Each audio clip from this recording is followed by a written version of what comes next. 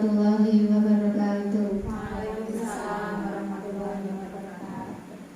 Yang terhormat Ibu Ketua IGTKI Kecamatan Kedawung dan teman-teman semuanya, di sini saya akan membacakan susunan acara diseminasi implementasi budaya positif di sekolah.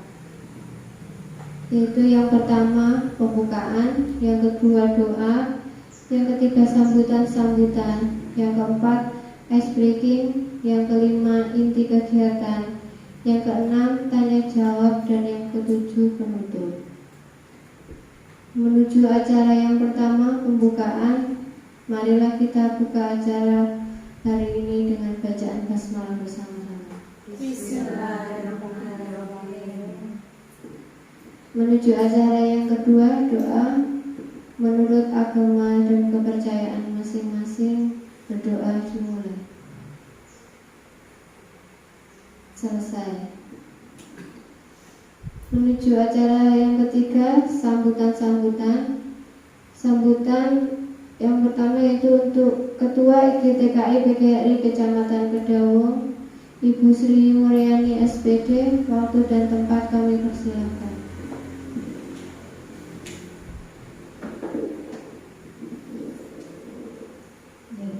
Bismillahirrahmanirrahim. Assalamualaikum warahmatullahi wabarakatuh. Waalaikumsalam warahmatullahi wabarakatuh. Kepada teman-temanku semua, alhamdulillah pada hari ini kita masih diberikan kesempatan nikmat iman ya, sehingga kita bisa bertemu dan berkumpul di TK Mojodo yang kedua ini dengan keadaan sehat, yaitu dengan agenda acara yaitu diseminasi implementasi budaya positif di sekolahan, yang mana nanti akan disampaikan oleh Ibu Hani Kurniawati SPD MPD. Mudah-mudahan nanti dengan kegiatan pada hari ini akan menambah wawasan kita semua sebagai guru, yang mana memang guru itu harus memberikan budaya kepada anak itu yang lebih positif lagi, dan kita harus bisa membiasakan setiap harinya, sehingga kalau guru itu membiasakan budaya positif kepada anak-anak kita waktu di sekolahan, nanti akan anak-anak itu semuanya akan berjalan dan menjadi kebiasaan karena sudah diberikan pembiasaan oleh gurunya di sekolahan. Mudah-mudahan saya di sini yang dituakan di IGTKI Kecamatan Kedawung hanya bisa mengucapkan banyak terima kasih kepada Ibu Hani yang mana telah mau memberikan implementasi kepada teman-teman kita di sini. Begitu saja kata dari saya, ada kurang lebihnya saya mohon maaf yang sebesar-besarnya. Aku kata wassalamualaikum warahmatullahi wabarakatuh. Waalaikumsalam warahmatullahi wabarakatuh.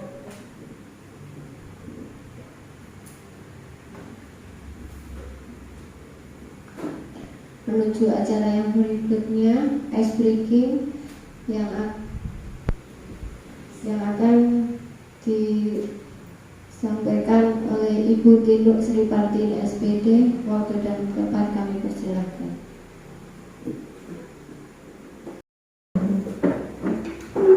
Assalamualaikum warahmatullahi wabarakatuh. Waalaikumsalam warahmatullahi wabarakatuh. Di sini saya akan menyampaikan ice breaking, di mana ice breaking ini digunakan untuk mengatur anak apabila anak itu ramai. Tapi berdiri dulu ya Bu, biar tambah semangat. Ini hanya simpel. Tepuk semangat. Dang dang dang. Ting ting ting. Dung dung dung. Dang dang dang. Ting ting ting. Dung dung dung. Se. Aha aha. Ma. Aha aha. Ma. Aha aha. Semangat. Itu ya. Coba kita praktekkan ya. Enggak gampang kok. Dang dang dang ke kanan, ting ting ting ke kiri, dung dung dung ke depan. Terus yang ketiga, dang dang dang, ting ting ting, dung dung dung. Terus kita ulang pakai tangannya, gerakannya begini Bu. Aha aha, gitu ya. Aha aha gitu. Biar anak itu agak sedikit relax gitu ya. Bawah gitu. Kita praktekkan ya. Tepuk semangat. dang dang dang, ding ding ding, dung dung dung, dang dang dang, ding ding ding, dung dung dung. Aha aha aha aha aha aha aha semangat. Bisa diulang dulu sekali lagi. Oke. Good, diulang ya. Nah, 1, 2, 3. Tepuk Tepuk semangat. dang dang dang, ding ding ding, dung dung dung, dang dang dang, ding ding ding, dung dung dung. Aha aha ma, aha aha ma, aha aha semangat. Itu adalah tip untuk anak biar tidak rame. Kalau rame kita kasih tepuk itu biar anak tenang. Sekian dari saya. Apabila ada salah saya minta maaf. Assalamualaikum warahmatullahi wabarakatuh. Waalaikumsalam. Moga dipersilakan duduk kembali.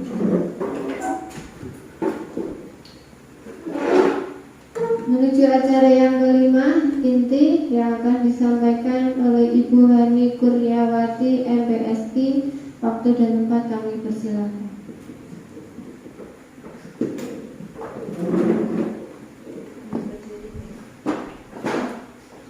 Bismillahirrahmanirrahim. Assalamualaikum warahmatullahi wabarakatuh. Waalaikumsalam warahmatullahi wabarakatuh. Pertama-tama saya ucapkan banyak terima kasih kepada Ibu Ketua GTKI dan juga teman-teman.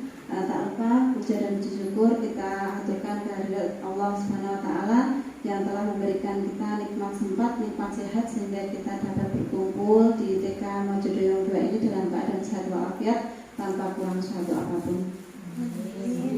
Salawat serta salam tak lupa kita aturkan pada junjungan Nabi besar kita Nabi Muhammad SAW yang mana kita tunggu-tunggu syafaatnya di yaumul kiamah nanti.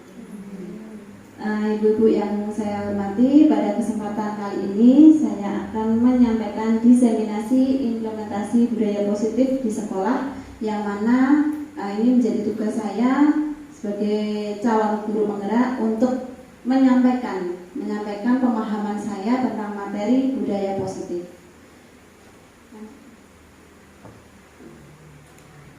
Sebelumnya perkenalkan, ini yang paling kiri ini adalah Ibu Isminatun SPD. Beliau adalah sebagai fasilitator saya.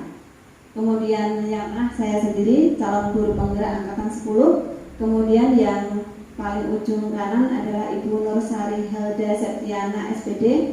Beliau adalah sebagai pengajar praktik saya di lapangan.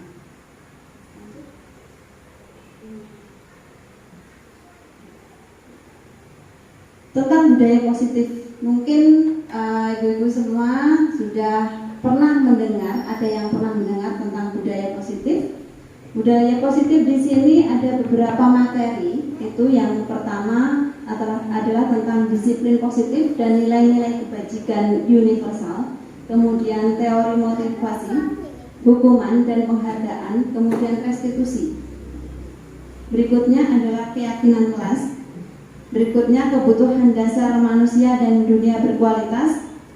Berikutnya adalah restitusi 5 posisi kontrol, dan yang terakhir adalah restitusi segitiga restitusi.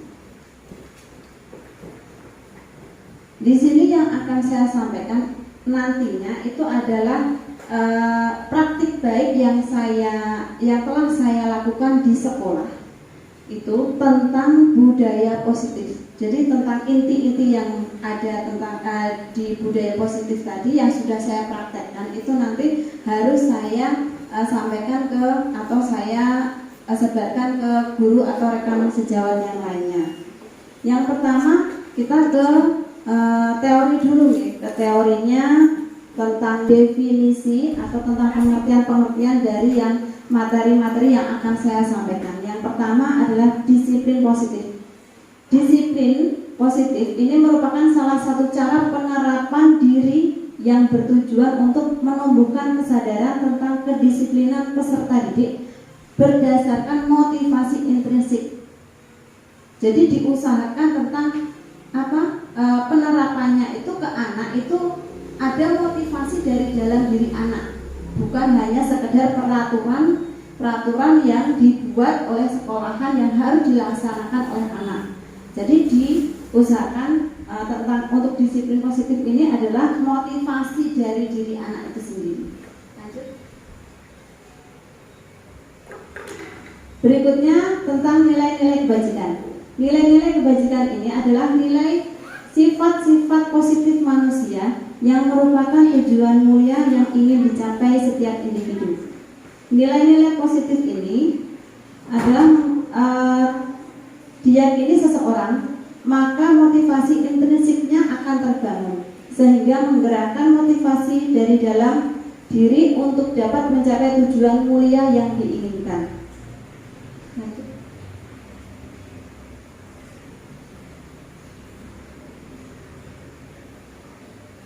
Nilai-nilai kebajikan itu ada banyak. Yang kita kenal itu adalah nilai di profil pelajar Pancasila. Itu ada beriman dan bertakwa pada Tuhan Yang Maha Esa, kemudian berkebinekaan global, gotong royong, mandiri, kreatif, bernalar kritis. Ada juga nilai dari lainnya itu adalah Ibo Primary Years Program atau PYP. Itu nilainya ada toleransi, rasa hormat, integritas, mandiri, menghargai, antusias, empati, keingintahuan, kreativitas, kerjasama, percaya diri, dan komitmen. Kemudian yang ketiga, keterampilan hidup atau life skill. Nilainya yaitu dapat dipercaya, tulus hati, tidak merendahkan orang lain, memberikan yang terbaik untuk diri sendiri. Itu adalah contoh-contoh nilai selain di profil pelajar Pancasila yang kita ketahui. Mungkin untuk ibu-ibu sekalian, untuk profil pelajar Pancasila sudah hafal, okay? Ada nyanyiannya ya, bisa dibantu untuk menyanyikan. Sama-sama yuk, 1, 2, 3. Pelajar Pancasila beriman dan bertakwa pada Tuhan Yang Esa dan berakhlak mulia, berkebinekaan global, gotong royong mandiri, kreatif dan bernalar kritis. Terima kasih. Dari nilai tersebut ya, nilai-nilai yang dipaparkan ini untuk membentuk visi sekolah itu diambil dari nilai-nilai ini. Apakah boleh di luar profil pelajar Pancasila? Itu boleh.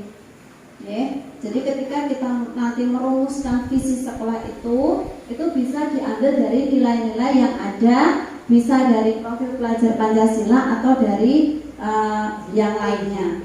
Bisa ditambahkan, ya. Itu masih banyak lagi sebenarnya. Lanjut.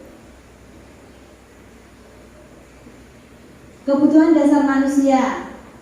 Kebutuhan dasar manusia adalah segala sesuatu yang kita lakukan untuk mendapatkan apa yang kita inginkan. Seluruh tindakan yang kita lakukan memiliki tujuan tertentu, dan semua usaha terbaik yang kita lakukan adalah dalam rangka agar kebutuhan dasar kita terpenuhi dengan baik. Jadi ketika kita menghadapi anak, dia mungkin ada masalah, membuat masalah atau kasus, itu biasanya didasari oleh kebutuhan anak, kebutuhan dasar anak. Oke, itu. Nanti lanjut lagi, coba di slide selanjutnya. Ini 5 kebutuhan dasar manusia. Itu ada bertahan hidup, kemudian kasih sayang dan rasa diterima, kemudian penguasaan, kesenangan, dan kebebasan. Itu adalah 5 kebutuhan dasar yang ada pada manusia. Itu tidak hanya pada orang dewasa, tapi pada anak-anak itu juga memiliki kebutuhan dasar. Jadi kita sebagai guru harus memahami kebutuhan dasar apa yang dibutuhkan anak ini, kok sampai anak ini membuat masalah. Gitu. Lanjut. Motivasi perilaku manusia. Motivasi ini adalah hal yang mendasari orang ketika berbuat sesuatu, motivasinya apa? Jadi ada motivasi ekstrinsik dan motivasi intrinsik. Motivasi ekstrinsik adalah itu untuk menghindari ketidaknyamanan atau hukuman, untuk mendapatkan imbalan atau penghargaan dari orang lain. Nah, ketika anak atau orang itu mematuhi suatu peraturan, ada motivasi dari luar itu untuk menghindari kenyamanan dan atau hukuman, untuk mendapatkan imbalan atau penghargaan dari orang lain. Kemudian motivasi intrinsik ini adalah motivasi dari dalam diri anak, dari dalam diri guru, dari dalam diri orang dewasa untuk melakukan sesuatu. Motivasinya apa? Nah, ini untuk menjadi orang yang mereka inginkan dan menghargai diri sendiri dan nilai-nilai yang mereka percaya. Jadi nilai-nilai tadi yang dipercaya tadi, ada nilai-nilai tadi. Nah, itu kalau dia punya motivasi intrinsik, apa yang dia lakukan itu berdasarkan nilai yang dia percayai. Jadi bukan karena takut dihukum atau untuk mendapatkan penghargaan dari orang lain. Lanjut.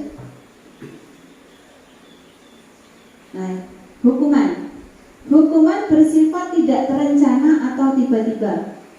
Anak atau murid tidak tahu apa yang akan terjadi dan tidak dilibatkan. Biasanya kita menentukan hukuman di sekolahan itu, ya, membuat peraturan, ada hukuman. Nah, hukuman bersifat satu arah dari pihak guru yang memberikan, dan murid hanya menerima suatu hukuman tanpa melalui suatu kesepakatan atau pengarahan dari pihak guru, baik sebelum atau sesudahnya. Hukuman yang diberikan bisa berupa fisik maupun psikis. Murid atau anak disakiti oleh suatu perbuatan atau kata-kata. Nah, tadi ada hukuman, kemudian konsekuensi. Konsekuensi di sini adalah disiplin dalam bentuk konsekuensi, sudah terencana atau sudah disepakati, sudah dibahas dan disetujui oleh murid dan guru. Umumnya, bentuk-bentuk konsekuensi dibuat oleh pihak guru atau sekolah, dan murid sudah mengetahui sebelumnya konsekuensi yang akan diterima bila ada pelanggaran. Lanjut. Nah, yang ketiga adalah segitiga restitusi. Segitiga restitusi adalah suatu proses dialog yang dijalankan oleh guru atau orang tua agar dapat menghasilkan murid yang mandiri dan bertanggung jawab. Jadi segitiga restitusi ini adalah tahapan-tahapan yang kita lakukan untuk menyelesaikan masalah pada anak. Ketika anak melanggar suatu ketentuan atau dia melakukan suatu kesalahan, itu kita diarahkan untuk menerapkan segitiga restitusi ini. Yaitu yang pertama tahapannya adalah menstabilkan identitas, kemudian validasi tindakan yang salah, dan yang ketiga adalah menanyakan keyakinan. Ini ada 3 tahapan dari segitiga restitusi. Lanjut. Perbedaan antara hukuman, konsekuensi, dan restitusi. Hukuman itu tidak terencana atau tiba-tiba. Kemudian murid tidak tahu apa yang akan terjadi dan bersifat terarah. Kemudian berupa hukuman fisik atau psikis. Mungkin dari kita pernah melihat anak dihukum. Misalnya, contohnya anak datang terlambat. Nah, anak datang terlambat.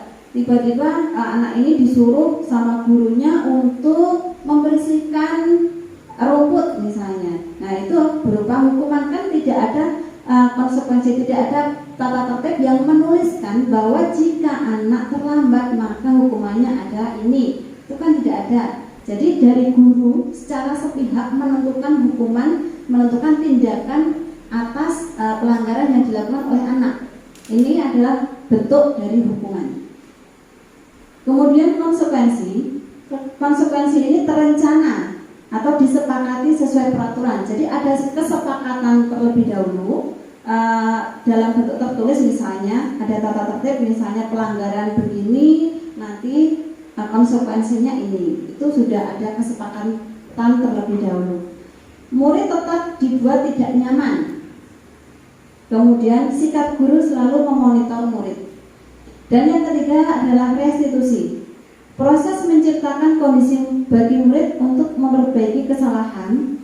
Proses kolaborasi yang mengajarkan murid untuk mencari solusi sendiri atau secara mandiri. Nah, di sini restitusi tadi kita terapkan dengan tahapan-tahapan segitiga restitusi tadi. Itu mengarahkan anak untuk bisa berpikir, oh harusnya saya begini. Oh kalau perbuatan ini itu saya salah. Itu nanti ada contoh dari percakapannya. Lanjut. 5 posisi kontrol pada guru itu yang pertama penghukum. Kemudian yang kedua pembuat merasa bersalah. Yang ketiga sebagai teman. Kemudian sebagai pemantau. Dan yang terakhir adalah manajer. Untuk penghukum ini guru itu selalu menghukum. Ketika ada kesalahan, dia langsung menentukan hukuman bagi anak, itu penghukum.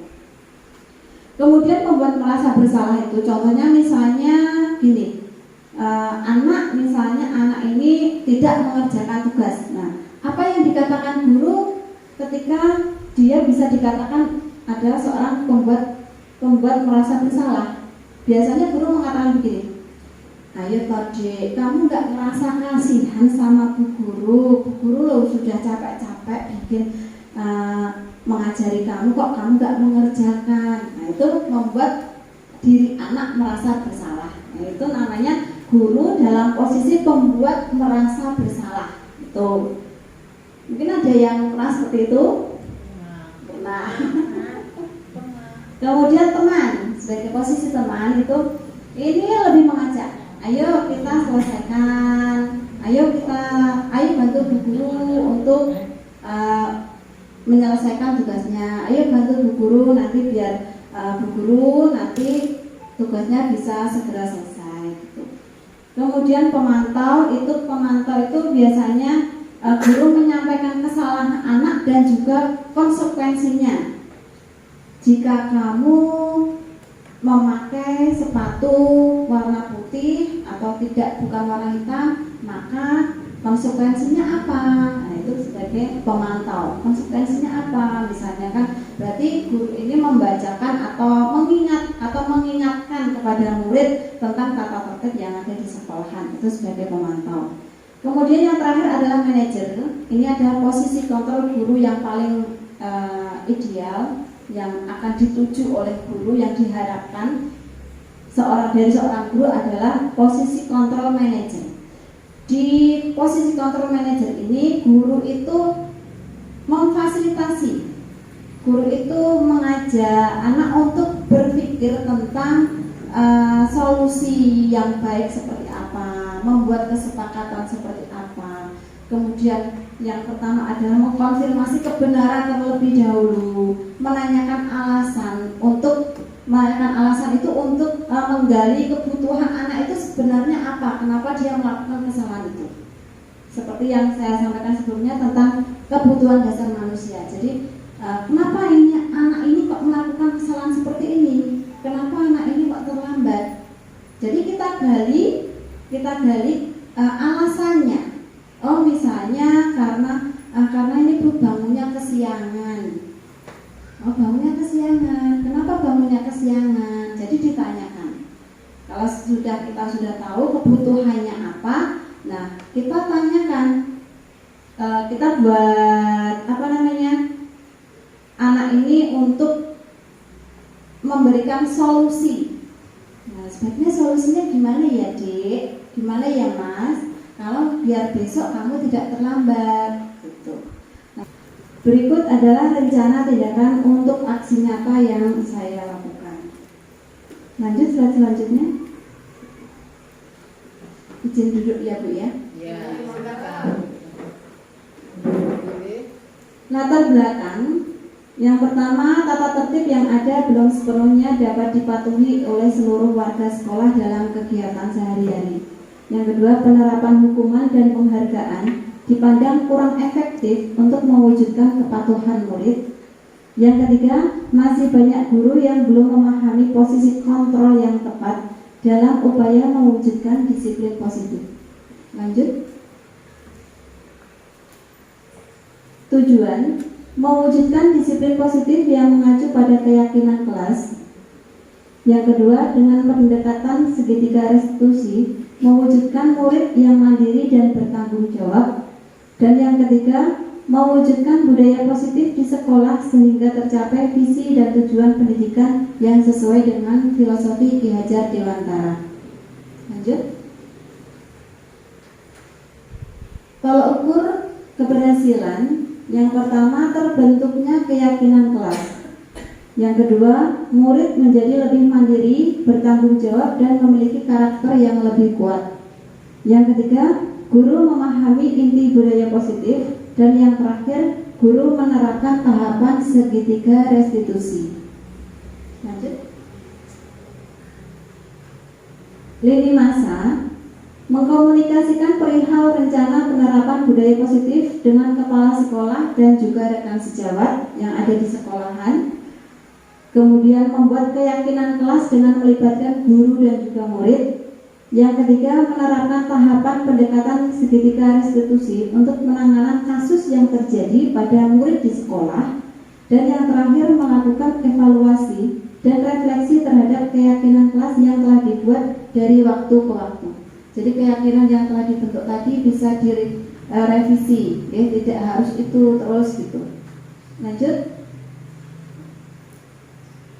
Dukungan yang dibutuhkan, yang pertama keterlibatan seluruh warga sekolah, yaitu kepala sekolah, guru, murid, wali murid, komite sekolah itu kalau bisa ya. Minimal itu kepala sekolah, guru dan murid, minimal itu harus dilibatkan ketika kita membuat keyakinan kelas tadi. Kemudian ruang diskusi yang nyaman dan juga sarana prasarana itu seperti laptop, proyektor, materi, kemudian kertas karton, spidol, lem, sticky notes dan lain-lain. Bisa digunakan ini untuk sarananya bisa digunakan ketika kita membuat keyakinan kelas dengan anak. Nanti ada contoh videonya. Lanjut. Membuat keyakinan kelas. Nah, di sini adalah nanti bagaimana kita membuat keyakinan kelas atau keyakinan kelas yang sudah saya lakukan itu seperti apa. Lanjut. Keyakinan kelas. Mengapa keyakinan kelas? Kenapa tidak peraturan kelas? Ada yang bisa menjawab? Mungkin mencoba. Jadi di sini tidak ada salah, tidak ada benar. Tidak ada salah, tidak ada benar. Semua jawaban bisa kita terima. Ada yang mau mencoba? Keyakinan adalah bukan paksaan, tetapi yang disepakati bersama oleh murid dan guru tersebut. Ya, betul. Jadi keyakinan kelas di sini adalah suatu nilai-nilai yang kita yakini bersama-sama. Yang kita yakini bersama-sama, kita bentuk, kita buat tertulis. Jadi anak-anak biar tahu. Tapi ini disepakati antara guru dan juga murid. Kepala sekolah juga harus mengetahui keyakinan. Sedangkan peraturan, kalau peraturan tadi itu adalah sudah tertulis terlebih dahulu tanpa persetujuan atau sepengetahuan dari murid. Jadi guru itu hanya udah menulis misalnya datang tepat waktu gitu. Kan biasanya seperti itu nggih. Kemudian memakai seragam sesuai harinya. Kemudian tidak jajan ketika waktu belajar. Seperti itu kan sudah kita tulis terlebih dahulu tapi anak tidak tahu. Itu namanya peraturan. Makanya kita lebih ke keyakinan kelas. Definisi keyakinan kelas yaitu nilai-nilai kebajikan universal yang disepakati secara tersirat dan tersurat, lepas dari latar belakang suku, negara, bahasa maupun agama. Jadi kita tidak boleh memasukkan suku atau berdasarkan negara tertentu atau bahasa atau agama tertentu, itu tidak boleh. Jadi harus universal, semua itu bisa masuk ke situ. Baik murid kita yang agamanya misalnya berbeda itu bisa mengikuti keyakinan yang sudah kita sepakati bersama gitu. Lanjut. Pembentukan keyakinan kelas atau keyakinan sekolah itu yang pertama bersifat lebih abstrak daripada peraturan yang lebih rinci dan konkret. Jadi lebih abstrak, lebih lebar. Kemudian keyakinan kelas berupa pernyataan-pernyataan universal. Kemudian senantiasa dibentuk dalam bentuk positif. Jadi tidak ada negatif, kata negatif tidak ada. Kemudian hendaknya tidak terlalu banyak sehingga mudah diingat dan dipahami oleh semua warga kelas. Kemudian sebaiknya sesuatu yang dapat diterapkan di lingkungan tersebut. Berikutnya, semua warga kelas hendaknya ikut berkontribusi dalam pembuatan keyakinan kelas lewat kegiatan curah pendapat. Jadi tadi kita diskusikan terlebih dahulu setuju atau tidak gitu. Kita mintai pendapat dari murid dan juga guru. Kemudian bersedia meninjau kembali keyakinan kelas dari waktu ke waktu. Jadi ditinjau ulang, ditinjau lagi apakah sudah masih sesuai atau tidak, masih relevan atau tidak keyakinan kelas yang sudah kita sepakati bersama. Lanjut. Ini videonya, silahkan disimak dulu. Warahmatullahi wabarakatuh.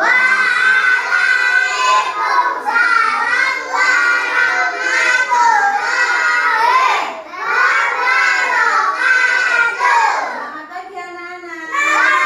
Good morning kids. How are you today? Nah, tetap semangat.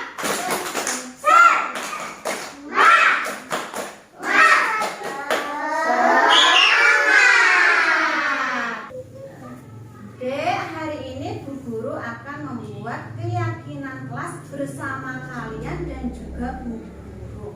Nah, keyakinan kelas itu buat apa? Biar nanti kita belajarnya jadi lebih nyaman, jadi lebih baik lagi ya. Nah, keyakinan kelas kita nanti apa saja ya yang kita sepakati ya biar belajarnya itu lebih bagus lagi. Kira-kira ada yang mau usul enggak? Apa? Yang pertama apa yuk? Keyakinan kelas kita apa? Biar belajarnya lebih bagus, biar di kelas lebih nyaman, lebih enak. Apa yang pertama keyakinan kelasnya? Jujur ya, boleh jujur ya. Yang pertama jujur itu apa dek? Iya, bohong ya, jujur ya yang pertama ya. Nanti akan Bu Guru tulis di sini jujur. Nanti Bu Guru tambahkan di sini nanti. Nah, ditambahkan di sini ya. Jujur. Terus apalagi yang kedua?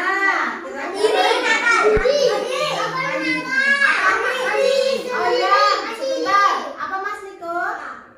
Apa tadi? Mandiri, boleh. Apa itu mandiri?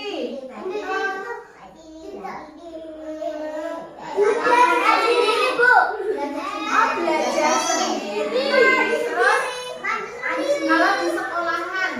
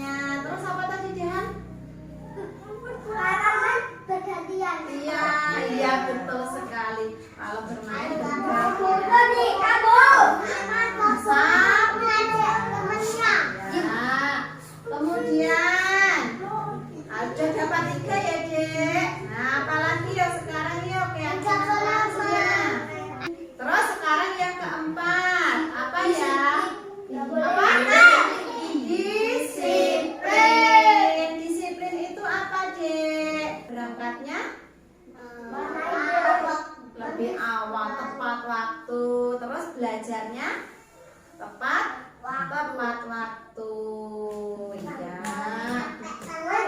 Ya. Kemudian apa lagi setelah disiplin? Yang kelima apa, Dek? Tanggung jawab. Ya, tanggung jawab itu apa? Iya,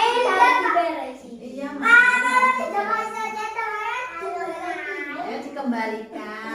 Ya, pintar sekali. Terakhir, Dek, ini bunganya masih satu yang terakhir. Kira-kira apa keyakinan?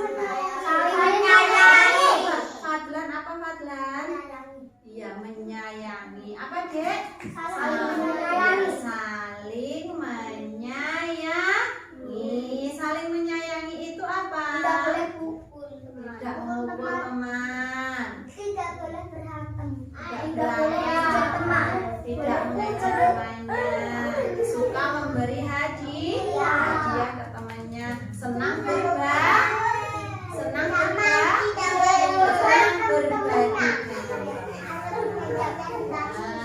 Nah, sudah kita sepakati ada berapa keyakinannya? Ada 6. Apa saja ya, coba sebutkan. Jujur, terus mandiri, terus sabar, terus disiplin, saling menyayangi, tanggung jawab. Tepuk tangan dulu, Dek. Nah, ada 6 keyakinan ya, ada 6 keyakinan kelas yang sudah kita sepakati bersama-sama. Nah, nanti akan Bu Guru tulis di sini dan nanti ditambahkan di papan sini. Sudah Bu Guru tulis untuk keyakinan kelas. Siapa yang nanti yang mau maju untuk menempelkan? Ya, nah, sudah kita sepakati ada berapa keyakinannya? Ada 6. Apa saja ya, coba sebutkan. Jujur,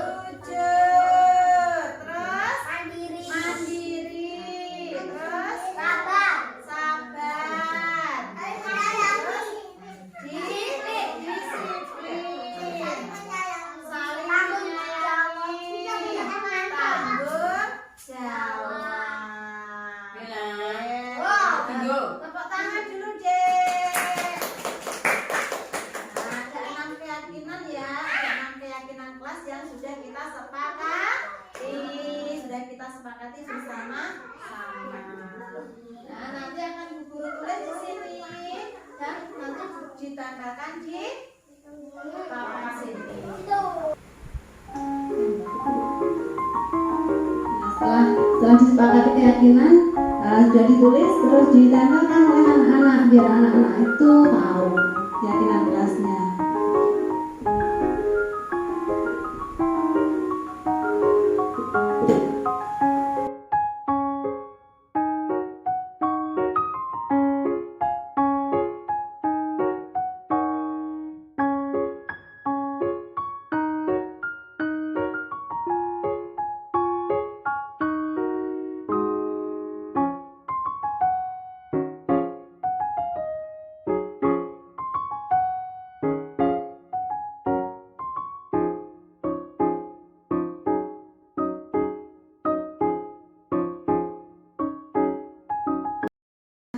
Bahasa anak itu kan masih belum begitu luas ya, jadi untuk keyakinan kelasnya itu hanya 1 kata, 2 kata gitu. Kalau beda kalau misalnya di tingkat SD SMP itu mungkin lebih dari itu, lebih luas untuk keyakinan kelas bahasanya itu. Tapi kalau di TK itu kan biar anak itu yang penting anak paham, ngerti gitu. Lanjut.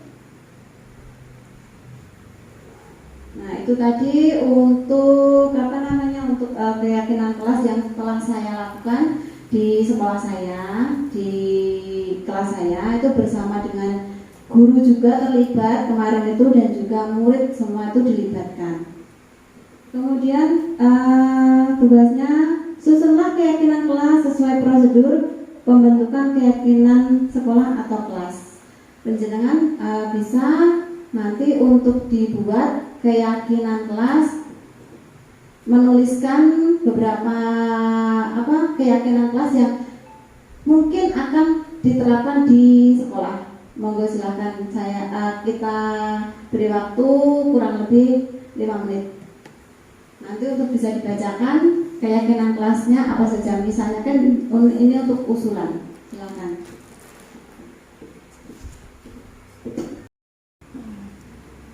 Nah, sudah? Ya, mungkin ada yang mau membacakan keyakinan kelasnya.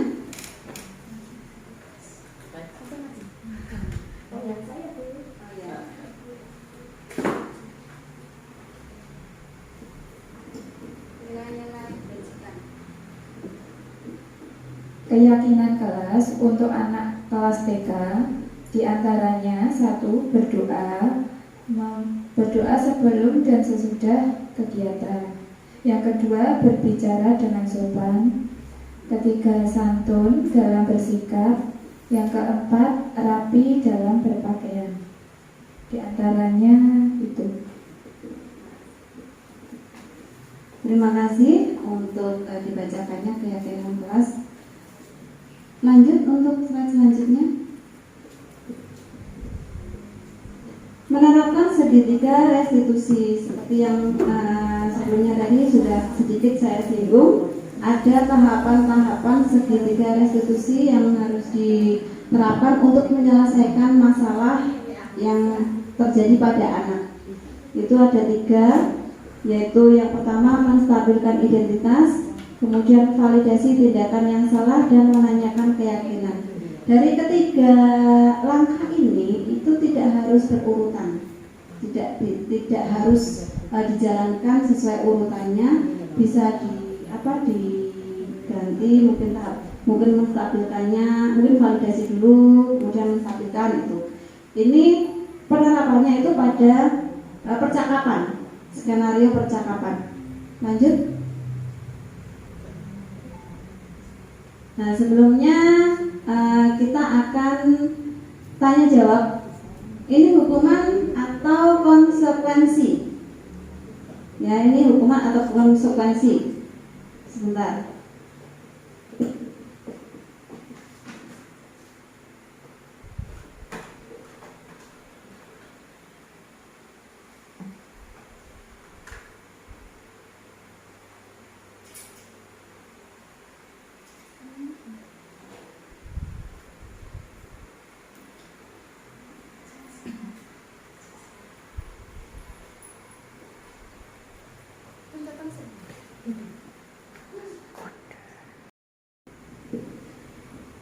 Oke, di sini kita akan memilih untuk mengetahui apakah ini termasuk hukuman atau termasuk konsekuensi. Yang pertama, mencatat 100 kali di dalam buku kalimat, saya tidak akan terlambat lagi karena terlambat ke sekolah. Ini termasuk hukuman atau konsekuensi? Apa? Coba ada yang mau jawab? Konsekuensi, coba konsekuensi. Oke, betul. Lanjut, lari mengelilingi lapangan basket 2 kali karena terlambat hadir di sekolah. Hukuman.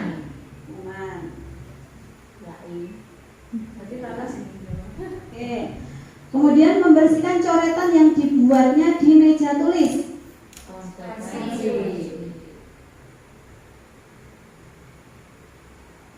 Betul. Kemudian murid diminta untuk push up 15 kali karena tidak menggunakan masker ke sekolah. Hukuman. Coba. Iya, betul lagi. Pintar sekali. Lanjut. Menggantikan kertas tugas teman yang telah dicoret-coret.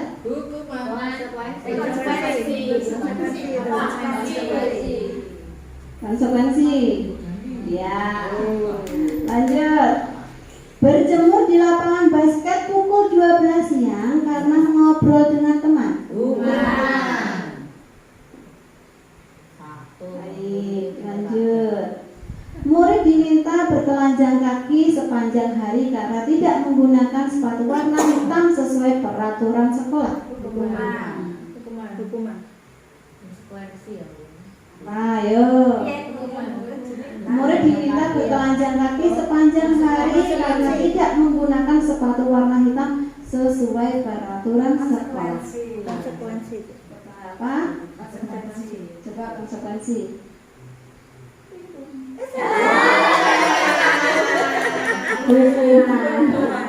Lanjut.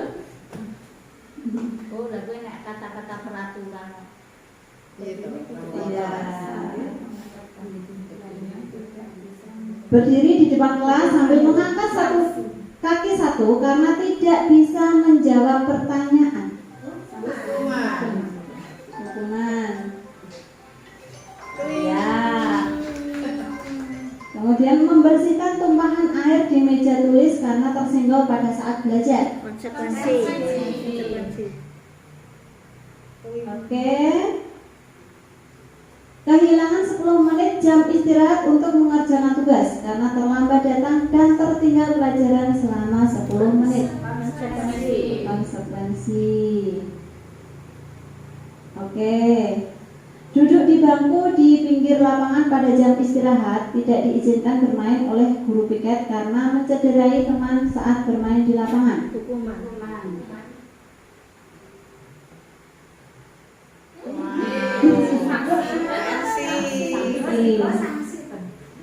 Terlambat hadir di pembelajaran daring 15 menit dan diminta untuk tinggal 15 menit sesudah kelas selesai untuk membahas ketertinggalan pembelajaran. Hukuman.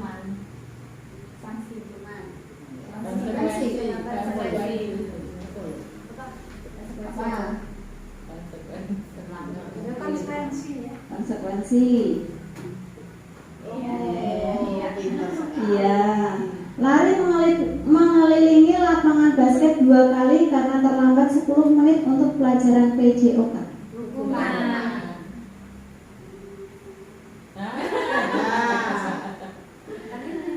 Lanjut, membersihkan WC sekolah karena mematahkan pensil kawannya. Hukuman. Ya. Oke, salah berapa tadi? 2 atau 3 tadi? 3. Ada 14. Ada 14 lah. Benar, ada 14. Salah 3. Oke, tepuk tangan dulu.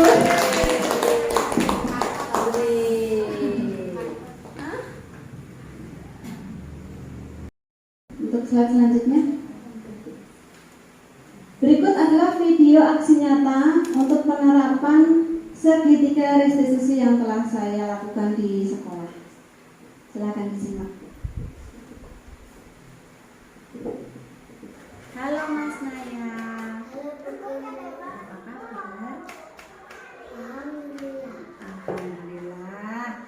Tuh, Bu Guru mau tanya. Tadi Bu Guru lihat waktu cuci tangan Mas Naya merebut barisan temannya. Benar atau tidak? Benar.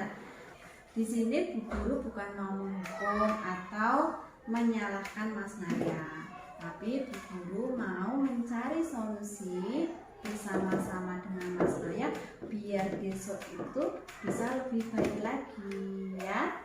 Ya, coba sekarang ceritakan kenapa Mas Naya tadi merebut barisan temannya. Oh, karena belum pernah mimpin, ya. Itu bagus. Berarti Mas Naya itu ingin jadi nomor 1, tidak apa-apa, ya. Tapi dengan cara merebut barisan temannya, menurut Mas Naya, apakah itu perbuatan yang benar atau tidak? Tidak. Tahu nggak kalau merebut barisan teman itu bisa merugikan temannya? Ya. Sekarang coba diingat lagi keyakinan kelas kita. Kalau baris harus sabar, nunggu giliran, ya. Menurut Mas Naya, apa yang sudah dilakukan tadi merebut barisan temannya itu sudah sesuai atau belum? Belum sesuai ya. Nah, kalau belum sesuai, menurut Mas Naya, apa yang harus dilakukan besok? Kalau pas baris, Tidak boleh merebut lagi. tidak boleh merebut lagi. Mas Naya ingin jadi anak yang soleh. Berarti mulai besok kalau cuci tangan Tidak boleh merebut barisan. tidak boleh merebut barisan. Harus yang sabar. Ya. Udah tahu ya Mas Naya sekarang ya? Iya, bagus. Tos dulu sama dulu. Nah, kalimat yang digunakan guru untuk menstabilkan identitas itu adalah contohnya. Di sini Bu Guru bukan mau menyalahkan, tapi Bu Guru mau mencari solusi bersama-sama agar besok pagi Mas Fadlan itu bisa berangkat lebih awal. Itu contohnya. Jadi ada kata-kata di sini Bu Guru bukan mau menyalahkan, tapi mencari solusi bersama-sama. Itu adalah kalimat dari menstabilkan identitas. Langkah berikutnya, guru memvalidasi tindakan yang salah. Nah, di sini menanyakan alasan atau tujuan anak melakukan hal tersebut. Kalimat yang bisa digunakan oleh guru ke murid contohnya, coba ceritakan kenapa Mas Fadlan tadi berangkatnya bisa terlambat. Nah, di situ nanti anak akan bercerita. Ini Bu Guru tadi karena bangunnya kesiangan. Kenapa kesiangan? Tidurnya malam. Tidurnya jam berapa? Jam 4. Saya kemarin tanya sama saya, jawabnya tidurnya jam 4. Wah, anak kan belum paham gitu. Jam itu belum begitu paham. Iya, tahunya asal aja kadang jawabnya. Tidurnya jam 4 dan jam 10 gitu. Padahal mungkin jam 9 atau jam 10 malam gitu. Jadi kita harus sebagai guru harus tahu ya. Kemudian guru memahami kebutuhan dasar murid. Jadi dari pertanyaan validasi tindakan yang salah itu tujuannya agar guru itu tahu kebutuhan dasar murid itu apa. Apakah ingin disayang, apakah ingin menunjukkan penguasaan dia atau menunjukkan kesenangan dia berdasarkan 5 kebutuhan dasar manusia tadi. Oh, kalau untuk Mas Fadlan itu tadi karena dia menceritakan malamnya itu tidurnya malam Bu, karena ibu pergi ke pabrik. Tuh. Oh, berangkat malam ya, punya iya, nggak ada temannya, tidak ada. Jadi Mas Fadlan kenapa tidurnya malam? Karena ibunya nggak ada, karena nonton TV. Itu kan berarti kebutuhan dia itu kurang kasih sayang, dia butuhkan kasih sayang, dan juga kesenangan dia, memenuhi kesenangan dia dalam menonton TV. Lanjut. Kemudian langkah berikutnya adalah guru menanyakan keyakinan kelas. Nah, kalimatnya contohnya, Mas Fadlan masih ingat tidak tentang keyakinan kelas kita? Bahwa kalau berangkat itu harus lebih awal, tidak boleh terlambat. Keyakinan kelasnya apa itu? Artinya disiplin. Tadi kan sudah kita bentuk untuk keyakinan kelasnya ya. Kemudian langkah selanjutnya, guru menanyakan kesesuaian perbuatan dengan keyakinan. Kalimatnya contohnya, menurut Mas Fadlan, apa yang sudah dilakukan sudah sesuai atau belum dengan keyakinan kelas kita? Pasti nanti dia akan menjawab iya atau tidak, atau sesuai Bu atau tidak sesuai gitu, karena bahasanya belum bisa begitu luas ya. Langkah selanjutnya, guru menanyakan perubahan sikap yang akan dilakukan. Nah, sekarang Mas Fadlan sudah lebih paham ya apa yang harus dilakukan. Mulai sekarang kalau berangkat harus gimana? Kira-kira jawabnya gimana? Harus lebih awal. Itu. Nah, setelah percakapan itu sudah selesai, sudah ditemukan solusi, anak sudah tahu kesalahannya, sudah tahu solusinya, dia harus bagaimana. Nah, kita berikan apresiasi. Oke, anak yang bagus, anak yang soleh, seperti itu. Lanjut. Udah, untuk itu saja dari saya untuk pemaparan diseminasi budaya positif di sekolah yang telah saya lakukan. Ada kurang lebihnya saya mohon maaf. Mungkin ada yang mau ditanyakan terlebih dahulu?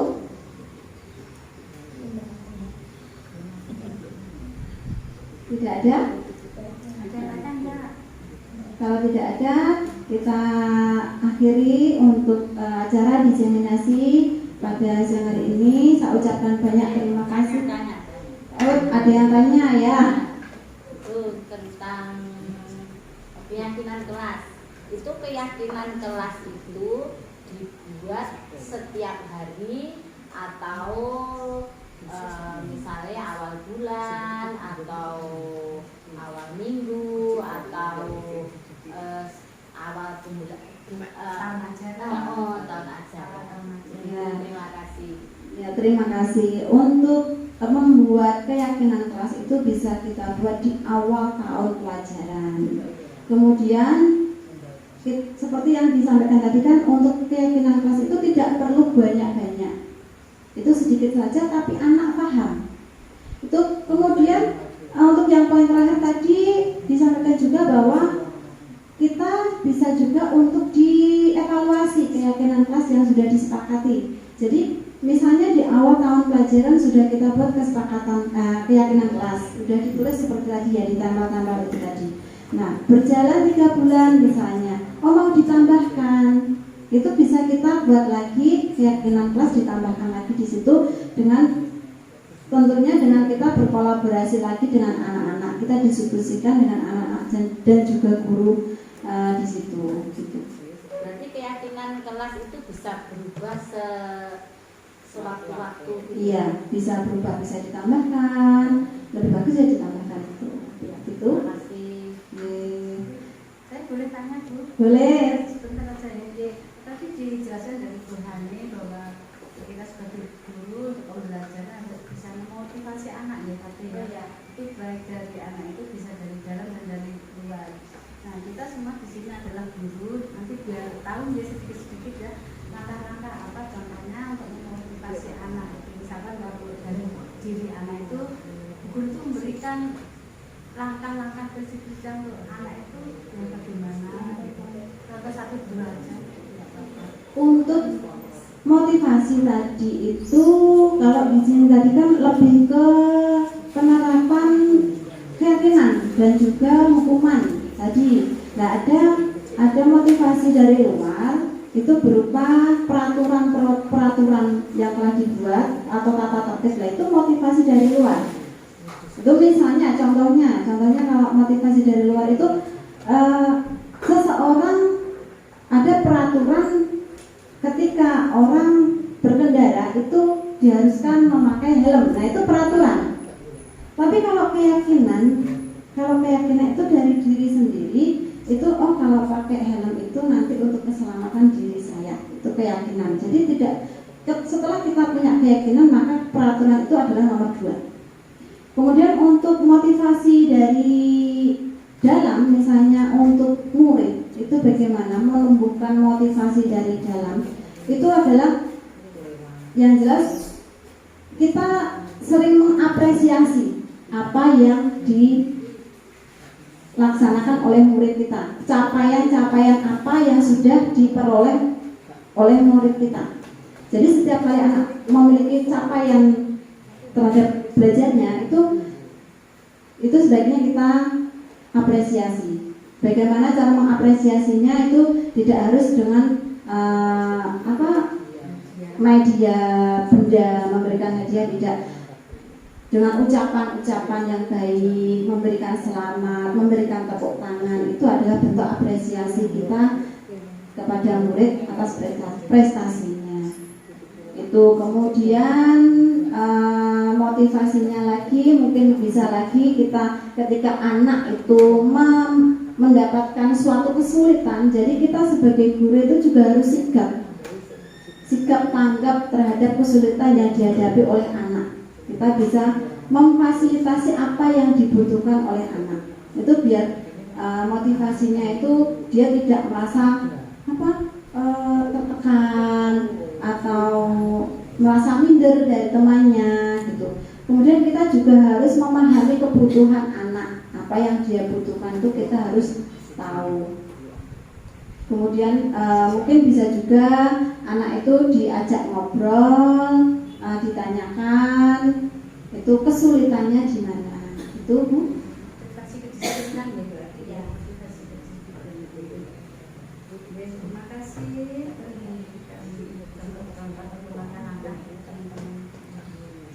Ya itu saja Ibu, Bapak Ibu. Terima kasih atas waktunya untuk hari ini. Alhamdulillah kegiatan diseminasi budaya positif di sekolah dari saya terlaksana dengan baik. Apabila ada kesalahan dari saya mohon maaf. Bila taufik wal hidayah. Assalamualaikum warahmatullahi wabarakatuh.